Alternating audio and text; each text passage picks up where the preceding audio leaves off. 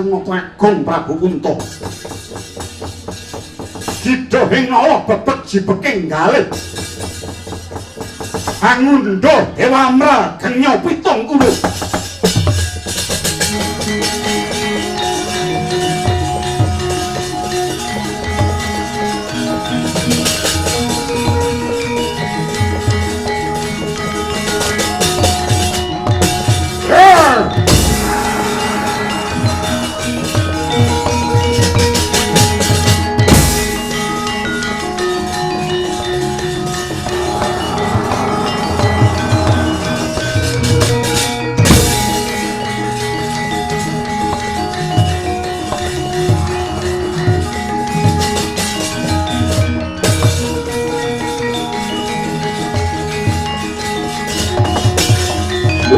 Ladalah Dewa pinter temen kowe ngora arek jagate Puntadewa.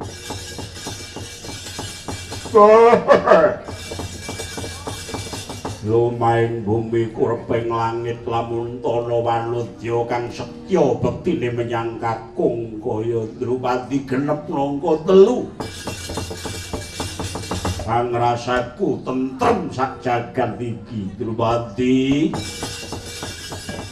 Ya kaya ngono kuwi citraning bojo ingkang setya bekti menyang kakunge.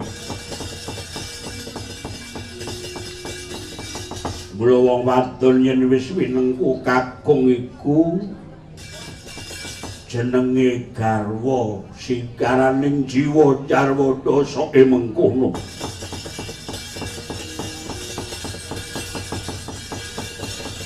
Pasambatmu kang ngarwara mengkono satemah bisa narbuka atiku. Ciptaku kang mengkene kegawa saka rasaning rasa samar. Lan aku kepengin jejekake barang kang bengkong benerake kang padha luput. Ayo tak gembol kowe wong ae.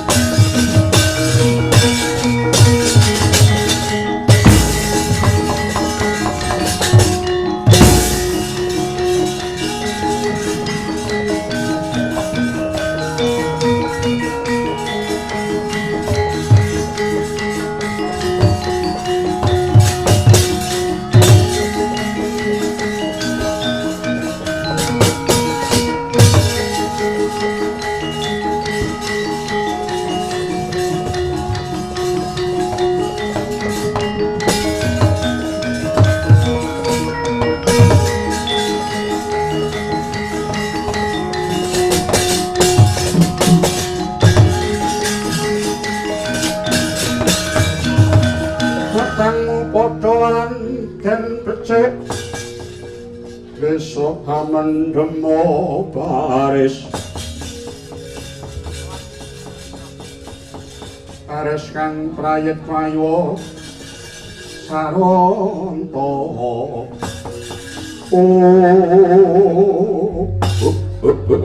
ladalah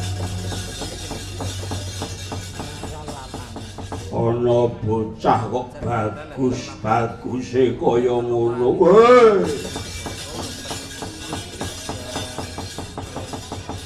Bocah kok apik-apike kaya ngono. Yayi Antasena piye kan?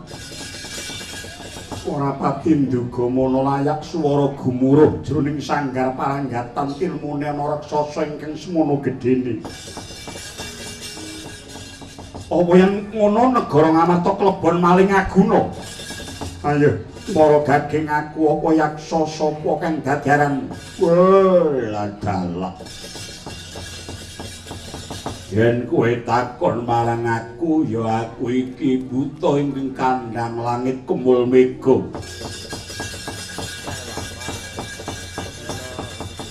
Ambuh marang aku ya kuwi ingkang kondhanging Raden Pancawala alias Antasena. Oh, njaluk tutuk watu gusine kuwi. Buta apike kaya ngono kemaki.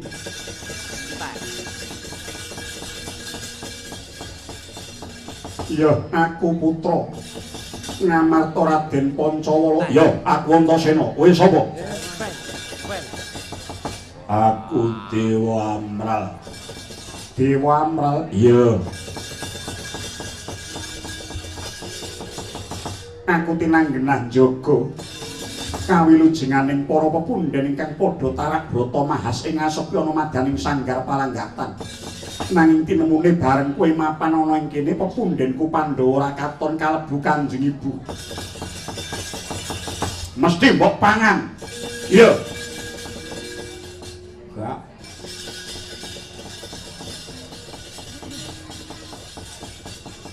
Najan to buta kuwi gawene mangan wong nanging aku ora duwe hawa mangan bengi iki. Hawane ungkep sumuk ora penak nggo mangan. Aja cengengesan, ayo tuduhno ngendi lenggahe Kanjeng Rama Kanjeng Ibu lan kabeh pepundhen Pandhawa. Ora gelem aja takon dosamu. Wah, kage sawangan apa sing tak gembol iki?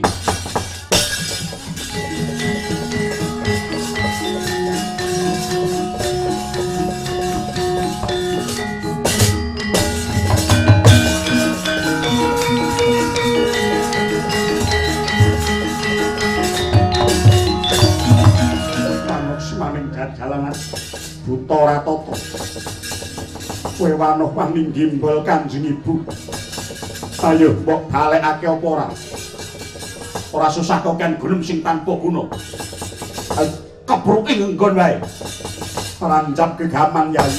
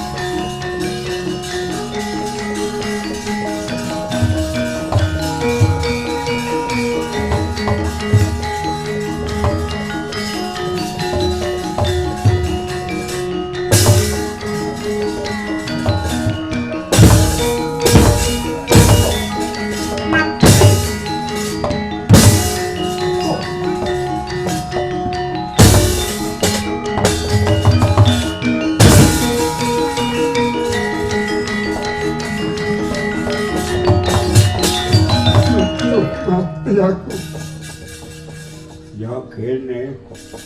Aduh, mati aku. Ora tak kapak-kapake wong tak ngono. Aduh. bocah kula nyuwun gesang. Aja njaluk urip karo aku. Sing menang maringi uripku sing gawe jagat iki. Ayo. Yen kowe isih ora pitaya karo Dewa Amral, ngroyoka sak bajang cindil ngamarta ora bakal wegah aku. Waduh, kula nyuwun pangapunten, kula sampun mertobat. Mari.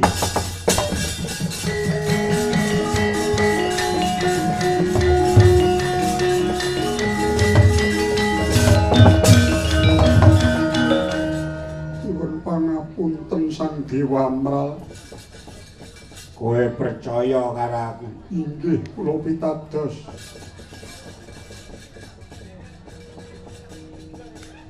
Panjenengan boten ngapusi kula. Ora. Mangke kula pitados panjenengan gek ngapusi. Ora. Karo aku. Inggih, kula pitados.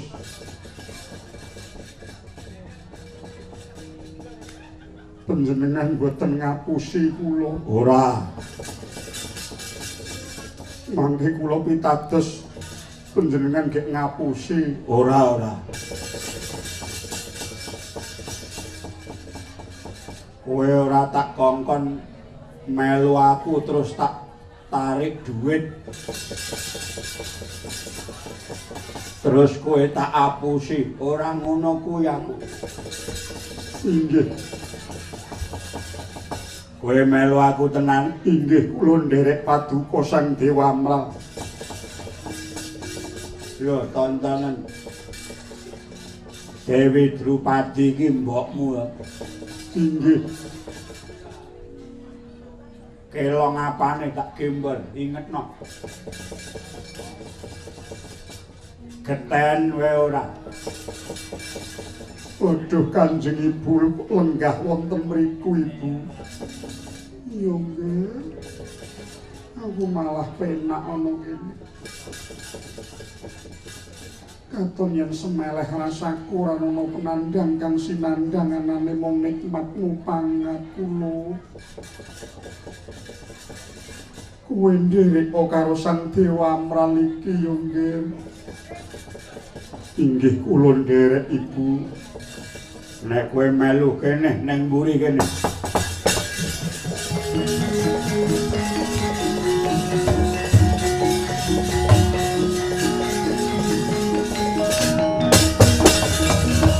Arep maling jajalanan ana buta pitung gunung gedhe umewat kaya wong ngregem jimat adol gendung kemparat lemes. Aduh yo. Lemes kowe. Aduh yo. Aduh. Kapok, Mbah. Aduh kapok. Aduh. Kapok tenan. Kapok. Mari. Waduh. Wah. Iso nglemeske wong ngene ngendel-ndelke. Wah. Iso adol sulapan ngene gemendung. Krasa ning mburi. Itu ya. Kok renek kali to. Lingung kowe ngendi garing ora ning banyune. Aduh. Ayo nganggo watu. Mesti milih sing bar kepanasan kuwi. Waduh kapok, Mbah. Mari. Piyayu sektine kaya ngono. Oh, lele kawruhmu sepira? Anak Werkudara to kowe? Iya. Wah, rambuté kok sliwir barang. Kok ngono ki nek dinggoni blangkon apa apik?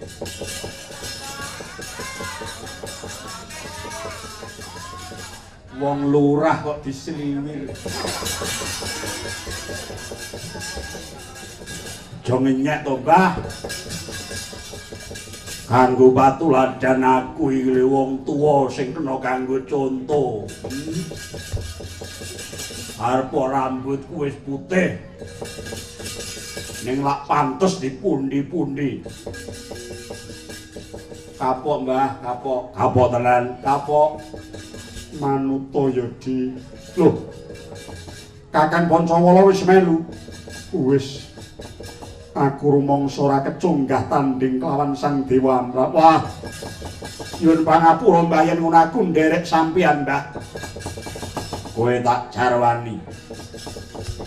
Anane aku majlek manjing ana ing sanggar pamujan iki. Merga wong tuamu papat. Werkudara Janaka lan Nangkula Sedewa dina iki dibanjut dewa digawa menyang kayangan Junggring Saloka. Mulih ento kowe tinitah dadi anak lanang kudune bisa mikul dhuwur mendem jero. Lho ora kasmane wong tuamu. Lho. Rama Kyai Werkudara dibanjut dewa menyang kayangan, apa dosa kaluputane? Mengkowe bakal weruh perkarane lamun to kowe nututi menyang kayangan. Mula kabeh kumpulna wong-wong nom. Kanca rawangmuing negara Ngamarta Kinwajana kang kari kebut larut brungkat kimpul mangkat menyang Junggring Saloka. Oh, mengkono, Mbah. Iya. Yen dewa nganti ora cetha pangucape kayangan bakal tak gawe sungsang pawana balik.